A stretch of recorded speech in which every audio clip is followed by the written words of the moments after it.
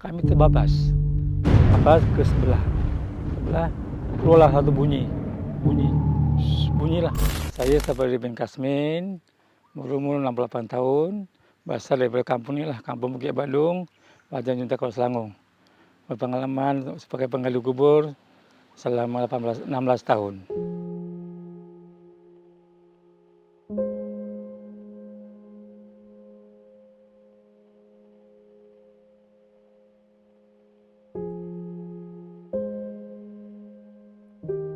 Pengalaman saya pertamalah memulalah ajakan daripada kawan-kawan dah yang sini di kubur ni sebagai satu cabaran lah kepada kami yang muda-muda.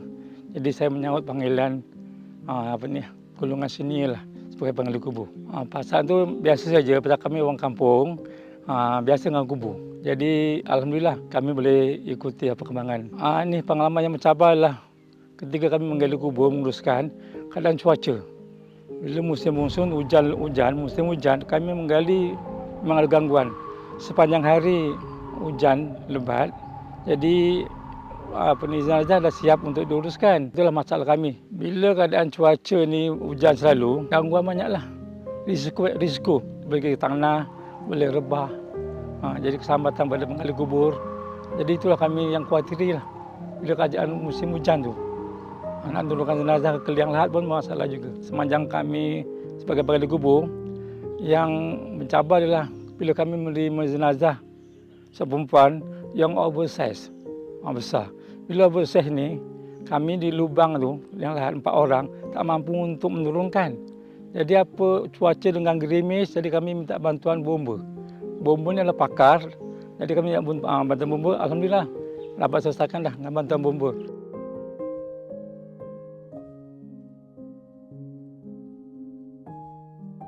Kami mengalami pengurusan jenazah, satu hari itu 2 orang kematian adik-beradik. Ini adalah kes kematian kebakaran rumah jadi rentung. Rentung kami gunakan liang lahat yang besar, lubang lahat yang besar, tapi lahatnya lahat berasingan. Lahat bukan tepi, lahat di tengah-tengah. Dua-dua itu masukkan. Jenazah yang dah rentung lah di tengah. Baru kami tutup. Itu masa itu memang ramailah seorang wartawan semua datang. Kebakaran. Kita dapat selamatkan dia terperangkap di dalam rumah. Reaksi keluarga, dia tahu atuknya minat ke kubur. Jadi dalam semua tak kisah. Tak kisah. Nak cari atuk kat kubur, itu je. Asalnya cucu pun kalau atuk datang-datang balik kampung, atuk kat kubur, dia akan datang cari atuk kat kubur. Mana atuk kat kubur. Itu kita kena latih supaya anak cucu kita ni jinak dengan kubur. Bila jinak dengan kubur, dia boleh mempengaruhi jiwa kita. Ya, kesedaran. Kubur ni tempat untuk pengajaran banyak, bukan untuk takuti. Masjid untuk ibadah. Sini untuk keyakinan, iman kita, melambangkan iman. Dan dari itu pun kubur ni, tugas penggali kubur ni sebagai satu fardu kifayah. Ramai orang tak ada. Fardu kifayah ni kita nak lepaskan untuk orang kampung. Ini kalau saya tekankan kepada kru, ini fardu kifayah, kita sediakan tempat untuk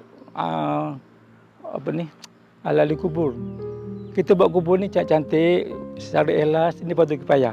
Sampai bila? Sampai ke kiamat. Itulah pahala kamu akan mengalir. Kamu tak ada duit nak sedekah, sedekah tenaga di kubur.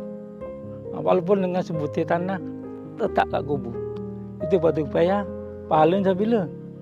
Selagi kita ikhlas, sampai kiamat. Itulah akan mengalir. Supaya macam kita sedekah, kita sedekah pun sama juga. Sampai bila? Sampai kiamat. Itu pahala akan mengalir.